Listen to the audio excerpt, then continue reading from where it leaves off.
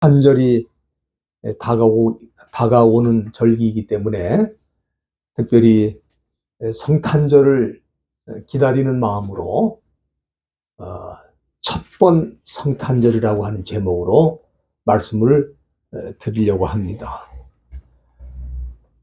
성탄절은 전 세계 수많은 사람들이 기다리는 날입니다.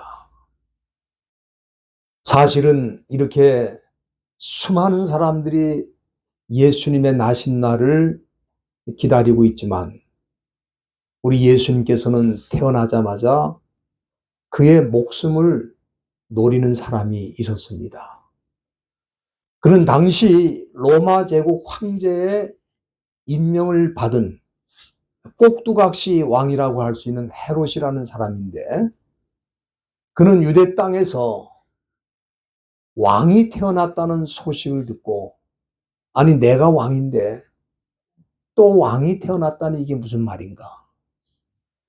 그래서 자기 왕권이 위협받을 것을 생각하고 그 아기 예수님을 죽이려 했습니다. 그래서 우리 예수님은 하나님의 인도하심으로 애굽으로 피신하였고 죽음의 위기를 넘겨야 했으며 일생을 선한 일에 충성을 다하고 또 구원의 역사를 위해서 많은 일들을 하셨고 또 하나님 나라를 위해 헌신하셨지만 오히려 누명을 쓰고 강도처럼 십자가에 달려서 처형을 당하게 됐습니다. 그리고 그 이후 2000년이 흘렀습니다. 그러나 이제는 전 세계에 예수님을 믿든지 안 믿든지 예수님을 모르는 사람은 없을 정도로 이제는 유명 인사가 되었지만 태어나실 때는 무명 인사에 불과했다. 그렇게 말할 수 있겠습니다. 오늘 우리가 읽은 이 본문은 예수님이 탄생하신 첫 번째 성탄절에 무슨 일이 일어났는지 사실 그대로 기록해서 보여주고 있는데, 우리 예수님이 탄생하신 베들레헴이라고 하는 이 명칭은 원래 히브리어에서 온 것입니다. 히브리어에 베이트레헴이라고 하는 말인데, 이 베이트라고 하는 것은 쉽게 말씀드리면 집이라는 뜻입니다. 집. 그리고 레켐이라는 것은 빵을 말해요. 그러니까 이 베이트레헴, 우리는 이제 베들레헴이라고 그러죠. 이 베이트레헴이라고 하는 것은 빵집, 영어로 말하면 베이커리. 그래서 이 베들레헴은 빵집 마을이다, 그렇게 할 수 있겠습니다. 아주 자그마한 마을입니다. 그 당시에 그 마을은 빛도 없고 또 화려하지도 않고 아주 소박한 마을이었는데 바로 그곳에 우리 예수님이 탄생하셨습니다. 오늘 이 본문에 보면은 가장 먼저 예수님이 탄생하시던 그 첫날에 유대에서는 무슨 일이 있었는가 하는 걸 보여주고 있는데, 여러분들이 3절 말씀에 보면은 예수님이 탄생하시던 그날에 헤롯 왕과 온 예루살렘이 듣고 소동을 했다, 그렇게 말씀하고 있습니다. 이 소동했다고 하는 말은 헬라 말로 타라소라고 그러는데 이 단어의 뜻은 여러 가지가 있습니다. 방해하다는 뜻도 있고 휘젓다는 뜻도 있고 선동하다는 뜻도 있고 아주 다양한 뜻이 있는데, 여기서는 이 동사가 수동태로 패시브 폼으로 쓰여졌기 때문에 선동을 당하다 또는 흥분해서 날뛰게 되었다, 그렇게 번역할 수 있겠습니다. 그렇다면은 헤롯 왕과 온 예루살렘이 이렇게 흥분해서 날뛰게 된 이유가 무엇인가? 그것은 2절 초두에 보면은 멀리 동방에서 온 박사들이 질문하면서 뭐라고 질문하냐면은 유대인의 왕으로 나신 이가 어디 있느냐? 이렇게 물었기 때문입니다. 유대인의 왕으로 나신 이가 어디 있느냐? 아마 이 질문을 듣고 헤롯은 충격을 엄청 받았을 것입니다. 그는 그 당시 나이가 70세였는데 이두메라고 하는 족속의 출신으로서, 이 이두메는 어디냐면 사해 남부 지역을 말하거든요. 팔레스틴 사해의 남부 지역인데, 사실은 이두메가 뭐냐면 에돔 족속을 말합니다. 에돔 족속을 말하는데, 이 에돔은 정확하게 말씀드리면 에서의 후손이라고 할 수 있겠습니다. 야곱과 에서는 서로 쌍둥이죠. 에서가 형입니다. 그러나 야곱이 적자가 됐고, 그리고 이 형 에서는 팥죽 한 그릇에 장자 명분을 팔았죠. 그리고는 야곱의 후손과 에서의 후손은 서로 원수지간이 됐어요. 근데 이렇게 이 에돔 족속 출신이 유대 땅의 왕이 되었기 때문에 정통성을 인정받지 못하고, 따라서 이 백성들의 지지를 받지 못하는 인기 없는 왕이었다고 볼 수 있겠습니다. 그런데 유대 땅의 왕이 태어났다고 하니까 뭔가 위협을 느끼고 두려움을 느낀 헤롯은 본문 2장 16절, 우리가 읽지는 않았습니다만은 2장 16절에 보면은 베들레헴에 살고 있는 2살 아래의 산의 아이들을 다 죽이게 되었습니다. 그래서 첫 번 크리스마스를 죄와 슬픔과 고통의 계절로 바꾼 사람이 바로 이 헤롯 왕입니다. 당시 평화롭고 고요하던 작은 마을 이 베들레헴에는 수많은 사람들의 통곡과 슬피 우는 소리가 동네를 완전히 시끄럽게 할 정도로 그렇게 고통의 순간을 맞이하게 됐어요. 왜냐하면 갑자기 졸제 아들을 다 잃어버렸으니까. 얼마나 그 동네에 슬픈 눈물이 많이 흘려내렸겠습니까?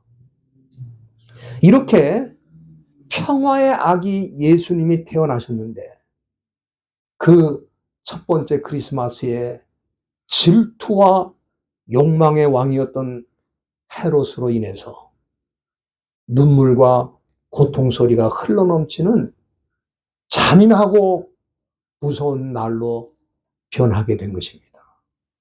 이처럼 평화의 왕으로 오신 예수님을 제대로 모시지 못하는 그 공간에는 아름답고 거룩한 성탄절이 소동과 날뛰는 계절로 변질이 되는 것입니다.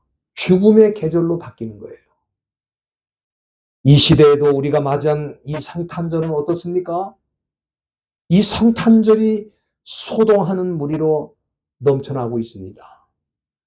많은 사람들이 성탄절을 죄를 짓는 기회로 삼고, 또 여기저기서 전쟁터가 있어서 수많은 사람들이 죽음의 계절로 맞이하고 있는 것을 우리가 보고 있습니다. 아마 이 계절에 제일 좋아하는 사람은 장사하는 사람들일 거예요. 특별히 술 장사하는 사람들.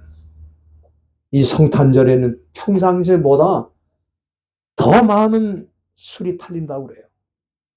그래서 술 먹고 운전하다가 교통사고가 나고 다른 사람을 죽이는 일도 비일비재하게 일어나는 것을 우리가 목격하고 있습니다.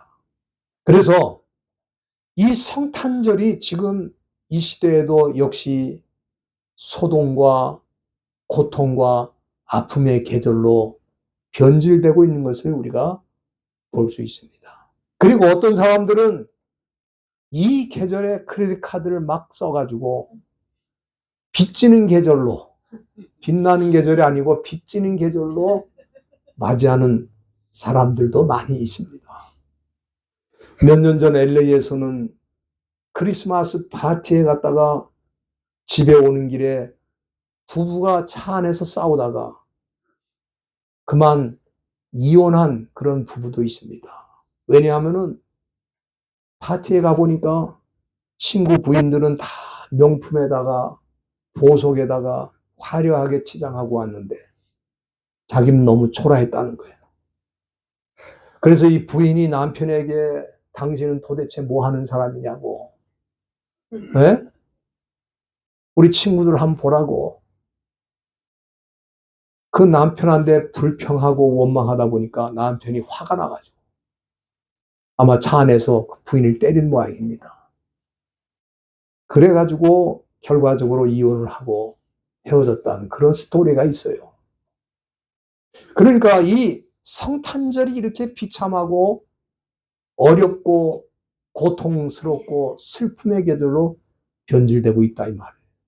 이게 언제부터 시작되느냐? 예수님이 탄생하신 첫날부터 시작됐다 이 말이에요. 첫날부터 지난 2000년 동안 이 지구촌에는 성탄절이 평화와 기쁨의 계절이 아니라 이처럼 잔인하고 슬프고 눈물 나는 계절로 바뀌어 있었다 이 말이에요. 그런데 이 본문 말씀에 보면은 이 첫 번 크리스마스에 이처럼 소동하고 날뛰는 사람들만 있었던 건 아닙니다. 본문 1절에 보면 동방에서 온 박사들에 대해서 언급이 되고 있는데 그들은 아마 지금으로 말하면 이란에 해당되는 페르시아 지역에서 온 사람이 아닌가 그렇게 보는데 이 동방에서 온 박사들의 스토리는 성경에서 오직 이 마태복음에만 나타나고 있어요. 다른 성경에 나타나지 않습니다. 그럼 왜 마태가 이 스토리를 여기에 기록했을까? 그거는 마태복음은 처음부터 끝까지 하나님 나라와 하나님 나라의 선교에 대해서 언급하고 있거든요. 그래서 마태는 이 사건을 기록함으로써 하나님의 언약 밖에 있던 이방인들도 예수 그리스도를 메시아로 영접하고 진정으로 구원을 받고 경배하게 될 것을 보여준 것이 아닌가. 다시 말하면 유대인들이 기다리던 메시아를 오히려 이방인들이 먼저 맞이하는 그 모습을 통해서 하나님 나라의 구원이 유대인들에게만 열린 것이 아니라 이방 세계에도 이미 활짝 열려 있다는 사실을 마태는 강조하기를 원했기 때문에 이 스토리를 여기 이 성경에 기록을 했다. 저는 그렇게 보고 있습니다. 2절 말씀에 보면은 예루살렘까지 먼 길을 찾아온 동방의 박사들은 헤롯에게 물었어요. 당시 왕이 헤롯이니까 헤롯을 찾아가서 유대인의 왕으로 나신 이가 어디 있습니까? 우리가 동방에서 그의 별을 보고 그에게 경배하러 왔습니다. 이렇게 말을 하게 되었는데 이들은 이스라엘 백성들이 아니잖아요. 그런데 멀리 페르시아에서 별을 보고 연구하는 가운데 이상한 별이 하늘에 떴어요. 그런데 그 별이 메시아의 별이 아닐까 그렇게 생각을 하게 된 거예요. 그러면 동방의 박사들이 왜 이런 생각을 했을까? 그것은 여러분들이 잘 아시는 대로 이스라엘 백성들이 오래전에 바벨론에 의해서 포로로 끌려갔는데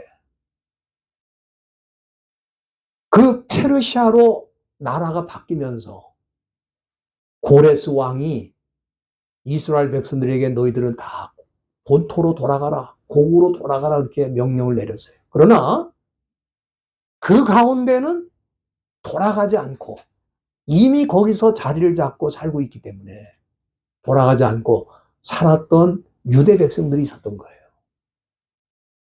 그들의 후손이 언젠가 메시아가 온다는 그 메시아 대망 사상을 가지고 소망 중에 살고 있었는데 아마 그 얘기들을 주변 사람들에게 전한 것이 아닐까. 그러니까 이 동방의 박사도 아마 장차 메시아가 온다는 소식을 들었을 것이다. 저는 그렇게 봅니다. 그런데 하늘에 이상한 별이 나타났는데 바로 그 별은 메시아가 온 것을 보여주는 별이 아닐까. 그렇게 생각하고 그 별을 따라서 인도함을 받고 이제 유대 땅 예루살렘에 오게 된 것입니다. 그런데 이들이 이 메시아의 별을 보고 이 베들레헴에 와서 그들이 보였던 반응 두 가지가 오늘 본문에 나타나 있는데, 첫째는 10절 말씀에 보면은 저희가 별을 보고 가장 크게 기뻐하더라 그랬어요. 여러분들, 동방 박사들이 이렇게 기뻐한 이유가 뭔가? 여기 별이라고 하는 것은 메시아, 예수님을 상징하는 별이라고 할 수 있겠습니다. 그래서 그들은 단지 별을 보고 기뻐한 게 아니고 별로 상징이 되는 예수 그리스도가 태어난 것을 보고 기뻐한 것이다. 그래서 그들의 기쁨의 원인은 바로 예수님이었다. 그렇게 말씀드릴 수 있겠습니다. 여러분들, 우리가 이 세상에 살면 살수록 우리에게 기쁨을 줄 수 있는 것들이 이렇게 많지 않다는 걸 알게 됩니다. 순간적으로 기뻐하는 일들이 있을 수 있어요. 그러나 영원한 기쁨은 아닙니다. 여러분들, 이 세상에 기뻐할 만한 일이 별로 없어요. 그러나 믿는 성도들은 언제라도 기뻐할 수 있습니다. 그 이유가 뭐냐? 우리에게는 구세주 되신 예수님이 계시기 때문에 언제라도 기뻐할 수 있다. 그래서 여러분들이 빌립보 4장 4절에 보면은 사도 바울이 빌립보 교인들에게 편지를 쓰면서 뭐라고 말합니까? 주 안에서 항상 기뻐하라 그랬어요. 그냥 항상 기뻐하라가 아니라 주 안에서. 너희들이 예수 그리스도를 주로 모셨다면, 너희들이 예수 그리스도 안에서 살고 있다면, 너희들이 예수 그리스도와 함께 살고 있다면 너희들은 항상 기뻐하라. 그렇게 권면하고 있는 것입니다. 어떤 사람들은 성탄절에 제대로 된 선물 하나 못 받았다고 불평하고 원망하고 있는데, 여러분들, 우리는 이미 가장 큰 선물을 하나님께 받았잖아요. 예수 그리스도가 우리에게 하나님이 주신 최고의 선물, 가장 큰 선물인 줄로 저는 확실히 믿습니다. 그래서 동방의 박사들은 바로 그 예수님 때문에 기뻐하고 기뻐했다. 여기 기뻐하고 기뻐했다는 말, 기쁨이라는 말이 두 번이나 나오는데, 이걸 영어로 표현하면 they overjoyed. 그냥 조금 기뻐한 게 아니라 아주 넘치는 기쁨으로 overjoyed. 넘치는 기쁨으로 기뻐했다, 그런 뜻입니다. 저는 이 말씀을 보면서 우리가 성탄절에 예수 믿지 않는 세상 사람들보다 기쁨의 수준이 떨어져서는 안 되겠다. 이 세상 사람들은 그저 선물 받고 파티하고 놀면서 기뻐하는데, 우리는 뭡니까? 예수 그리스도라고 하는 최고의 선물을 받은 날이기 때문에 우리는 이 날에 세상 사람들보다도 더 기뻐할 수밖에 없다. 동방의 박사들은 그냥 기뻐한 게 아니고 기뻐하고 기뻐하였다. overjoyed. 넘치도록 기뻐했다. 그렇게 성경은 우리에게 보여주고 있는 것입니다.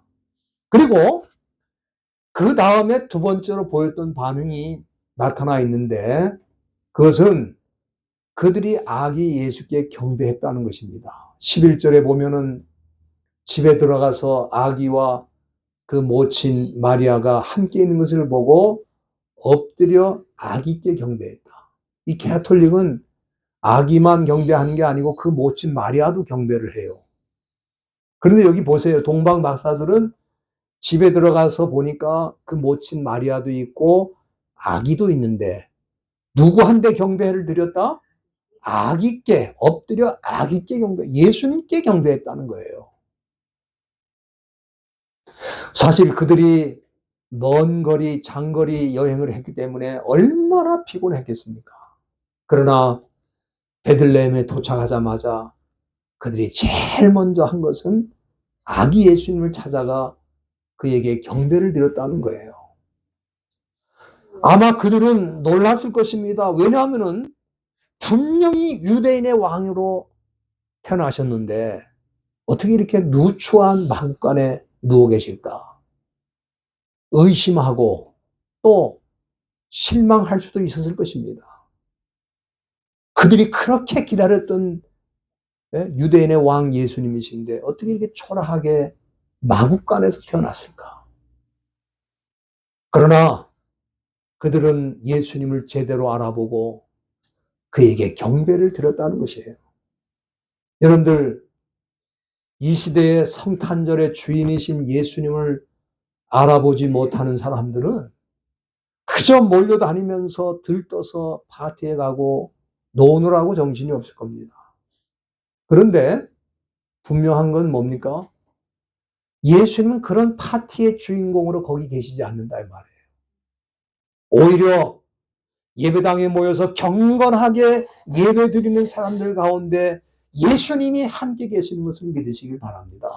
그래서 성탄절에 우리 믿는 자들은 다른 건 다 양보할 수 있어요. 그러나 절대로 양보할 수 없는 게 뭐냐? 우리 예수님께 경배를 드리는 거는 양보하면 안 된다 이 말이에요.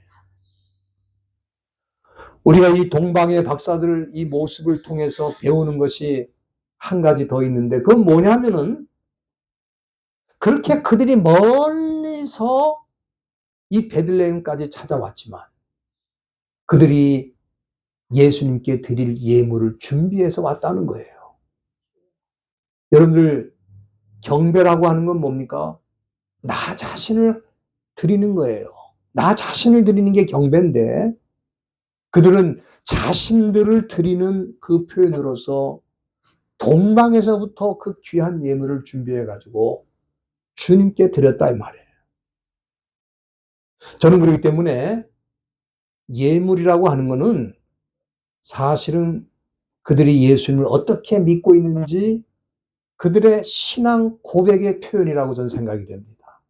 그래서 그들이 주님께 드렸던 예물을 잘 보면은 그 예물 속에는 그들의 신앙 고백이 담겨 있다는 거예요. 예를 들어서 그들이 황금이라는 예물을 드렸거든요. 황금. 원래 이 고대 사회에서는 왕에게 나갈 때 왕을 상징하는 황금을 예물로 드린 일이 많이 있었습니다.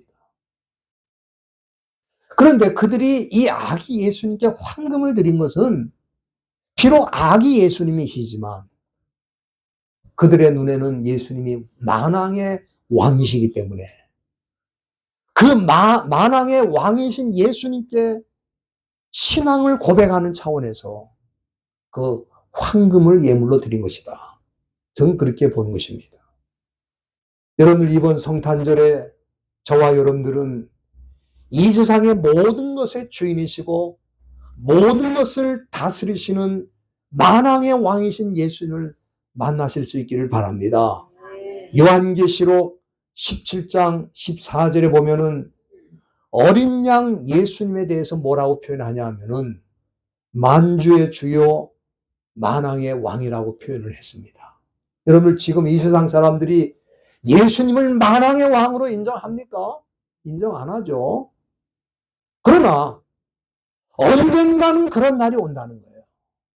언젠가는 예수를 믿든지 안 믿든지 모든 사람들이 예수님을 만왕의 왕으로 만주의 주로 모시는 날이 올 것이지만 저와 여러분들은 이미 그 날이 오기 전에 예수님을 만왕의 왕으로 모시고 그분의 통치를 받으며 그분이 인도하시는 대로 사는 줄로 믿습니다. 두 번째 이 예물은 유향인데 이거는 향기 나는 진액, 지금으로 말하면은 사실은 향품이라고 할 수 있겠죠. 그런데 구약 시대에 이거를 제사장들이 사용했어요. 제사 드릴 때. 그렇기 때문에 이 유향은 대제사장, 예수님이 대제사장으로 오신 것을 인정하는 신앙 고백의 의미로 드린 것이 아닌가 그렇게 봅니다. 왜냐하면은 히브리서 4장 15절에 보면은 히브리 기자는 예수님에 대해서 뭐라고 하냐면은 예수님은 우리에게 있는 대제사장이다. 대제사장이다. 그렇게 말하면서 이 대제사장이신 예수님은 우리 연약함을 아시고 때를 따라 돕는 은혜를 베푸실 것이다. 이렇게 말하고 있어요. 저와 여러분들이 이번 성탄절에 우리 예수님이 대제사장으로 이 세상에 오셔서 우리 연약함을 도우시고 우리로 하여금 주님께 나갈 수 있도록 하나님 아버지께 나갈 수 있도록 인도하시며 어떤 어려운 상황에서도 우리를 보살펴 주시는 그분으로 인정하고 고백할 수 있기를 간절히 바라는 것입니다. 그리고 세 번째 예물은 모략인데 이거는 우리가 잘 아는 대로 죽은 시체에 사용하는 향료라고 할 수 있습니다. 그들이 모략을 예수님께 드린 것은 예수님이 장차 우리를 위해 죽으실 것이다 하는 그 신앙의 고백이라고 저는 생각이 됩니다. 여러분들이 요한복음 1장 29절에 보면은 이미 우리가 요한복음 강해에서 살폈습니다만은 사도 요한이 예수님을 보고 뭐라고 그랬습니까? 보라! 세상 죄를 지고 가는 하나님의 어린 양이다. 다시 말하면 예수님께서 이 세상 모든 죄를 짊어지시고 어린 양의 제물로 십자가에 드려질 것이고 그것을 통해서 우리가 모든 죄 문제를 해결하고 구원에 이르게 될 것을 세례 요한은 증거한 것입니다. 그런데 세례 요한이 이렇게 증거하기 전에 이미 동방의 박사들은 모략을 예수님께 드림으로 예수님이 바로 그런 분이다 하는 것을 고백한 것입니다. 얼마나 놀라운 거예요. 그러니까 동방의 박사들이 세 가지 예물을 준비해서 드린 것은 그냥 뭐 왕이 태어났다고 그러니까 선물을 하나 가져가야지. 그래서 가져온 게 아니에요.